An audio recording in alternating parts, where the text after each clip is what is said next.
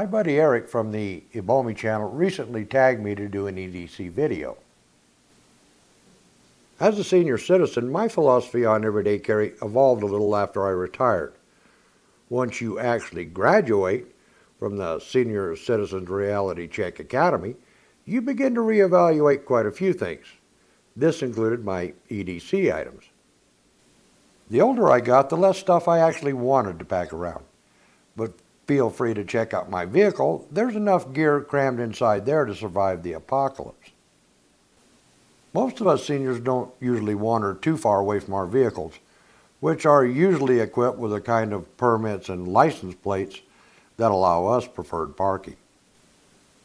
Without further ado, here are the EDC items this senior citizen finds necessary to have with me before even considering a trip to an all-night convenience store or, God forbid, Walmart. I do carry a wallet. This is just a typical men's leather wallet, not one of those expensive tactical wallets you see advertised. I'm not really sure where the tactical part actually comes into play, since they look and function exactly like a regular wallet. Too bad I've reached the age of reason, or I'd get me one of those. I also realize that a lot of you younger people don't carry cash anymore, but some of us older people still do. Out of habit, I still carry a money clip. At one time, these actually were considered tactical gear. The tactic was to keep most of your cash in the clip tucked away in a place only a pervert would look, and just keep a few smaller bills in your wallet.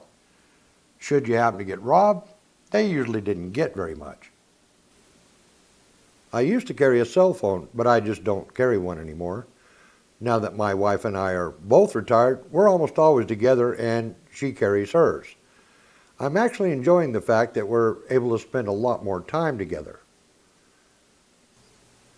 Lately, my wife's been getting a twisted kick out of alluding to her friends that she's spending more time with me these days because I seem to be suffering from some memory problems.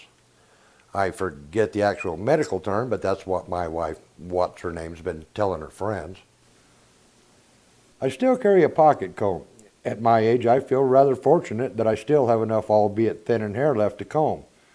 What I find interesting is that us older guys seem to be doing all that we can to preserve what little hair we have left, while you younger guys appear to be going all out to shave your heads. Seriously, if you really like that look, do what us older guys did. Wait a while. Next up is keys. I'm down to just a vehicle key and a house key.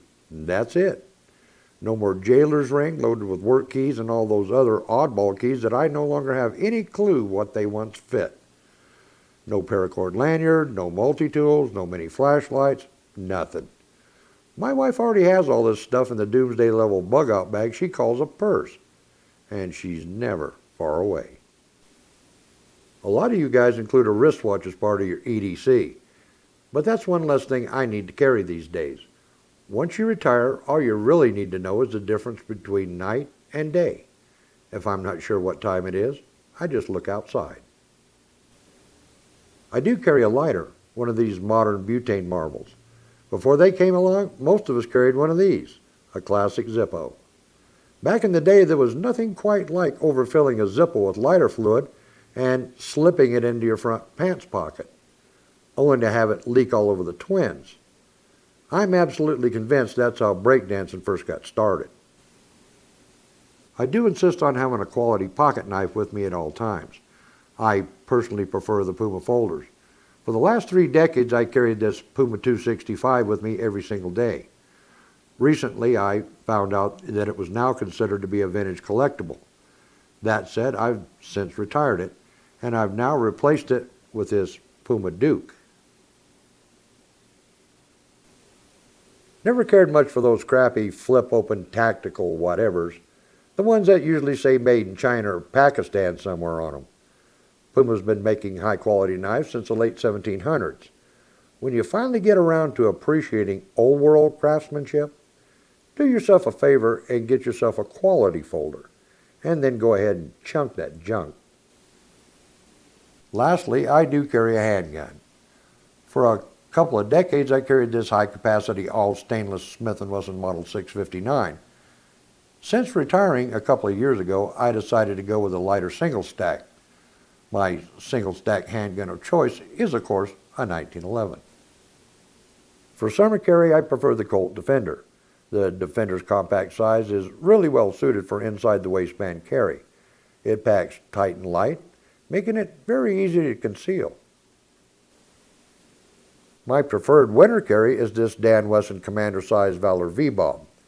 Here in the high desert country of northeastern Nevada, winters come early and layering your clothing is a good idea. But this can create a few access issues if you insist on carrying inside the waistband. Winter is when I prefer to go with an outside the waistband holster. This eliminates the possibility of having to dig through layered clothing before being able to access your weapon. If seconds matter, I want fast access. Simply pushing a coat or jacket out of the way is no big deal. I just don't ever want to have to dig for it.